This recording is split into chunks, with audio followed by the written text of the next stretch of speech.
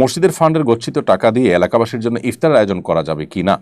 গুরুত্বপূর্ণ প্রশ্ন। রমাদান এসছে, মসজিদের তহবিলের টাকা দিয়ে এলাকাবাসীর জন্য বা মসজিদের মুসল্লিদের জন্য ইফতারের কোনো আয়োজন করা যাবে না।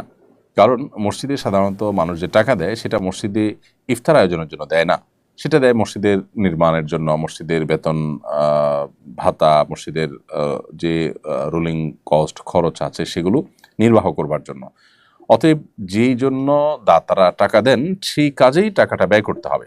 যেহেতু মসজিদে ইফতারের আয়োজনের জন্য সাধারণত মসজিদে টাকা দেওয়া হয় না, দান বাক্সে বা জেনারেল ফান্ডে যে টাকা দেওয়া হয় সেটা ইফতার আয়োজনের জন্য দেয় না কেউ, সেজন্য সেটাকে এই কাজে ব্যবহার করা যাবে না।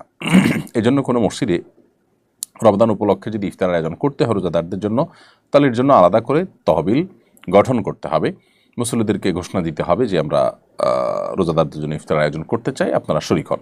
সেক্ষেত্রে মুসল্লিদের সেই তহবিলে যে টাকা দিবেন সেটা দিয়ে তারা ইফতার আয়োজন করতে পারবেন ইনশাআল্লাহ তাআলা।